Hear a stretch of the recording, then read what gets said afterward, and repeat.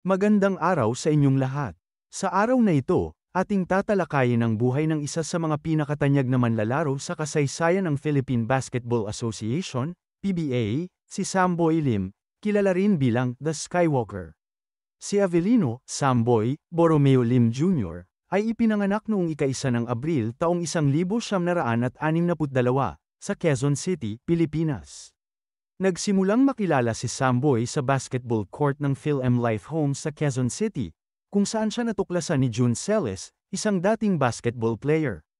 Ang kanyang husay sa paglalaro ng basketball ay nagdala sa kanya ng mga athletic scholarship na malaking tulong lalo na nang pumanaw ang kanyang ama dahil sa coronary thrombosis habang siya ay nag-aaral pa lamang. Pumasok si Samboy Lim sa PBA noong 1986, at buong karera niya ay naglaro siya para sa San Miguel Beermen. Kilala sa kanyang high-flying moves, si Samboy ay nagtamo ng palayaw na The Skywalker dahil sa kanyang kakaibang abilidad na tila lumilipad sa ere. Sa kanyang karera, nagwagi siya ng maraming kampyonato at naging bahagi ng PBA's Letter 25 Greatest Players. Noong 1989, kasama siya sa team ng San Miguel na nagwagi ng Grand Slam at naging third leading scorer ng koponan. Nagkaroon siya ng injury-free season noong 1990, kung saan siya naging leading scorer ng San Miguel at nakapagtala ng 42 puntos sa PBA All-Star Game, dahilan para tanghalin siyang Most Valuable Player, MVP, ng naturang laro. Si Samboy Lim ay ikinasal kay Darlene Marie Berberabe, dating CEO ng Home Development Mutual Fund o Pag-ibig Fund. Sila ay nagkaroon ng isang anak na si Jamie Christine Berberabe Lim, isang gold medalist sa 2019 Southeast Asian Games sa karate. Bagamat sila ay naghiwalay noong 2005, nanatiling magkaibigan ang dalawa at patuloy na nagtutulungan para sa kanilang anak.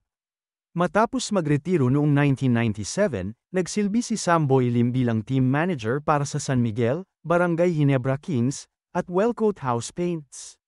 Sa kabila ng kanyang pagreretiro, nagpatuloy siya sa kanyang pagmamahal sa basketball sa pamamagitan ng pag-organisa ng mga basketball clinics para sa mga kabataan. Noong 2014, nakaranas siya ng heart attack habang naglalaro sa isang PBA Legends exhibition game na nagdulot sa kanya ng coma. Bagamat nakarecover siya mula rito, patuloy na naging maislan ang kanyang kalusugan hanggang sa kanyang pagpanaw noong ika-23 ng Disyembre taong 2023, sa edad na 61. Si Samboy Lim ay hindi lamang iniidolo dahil sa kanyang talento kundi pati na rin sa kanyang magandang asal sa loob ng court. Siya ang kauna-unahang nakatanggap ng PBA Sportsmanship Award at ang award na ito ay pinalitan ng pangalan upang maging Samboy Lim Sportsmanship Award bilang pagkilala sa kanyang kontribusyon sa basketball. Siya rin ay naging bahagi ng PBA Hall of Fame noong 2009. Sa kanyang pagpanaw, iniwan ni Samboy Lim ang isang legacy na magpapatuloy na magiging inspirasyon sa mga susunod na henerasyon ng mga basketball player. Salamat sa inyong pagsama sa akin sa pag-alala sa buhay ni Samboy Lim. Huwag kalimutang mag-subscribe at i-click ang notification bell para sa mga susunod pang mga kwentong hatid sa inyo. Hanggang sa muli, dito lang yan sa Pinoy Wisdom.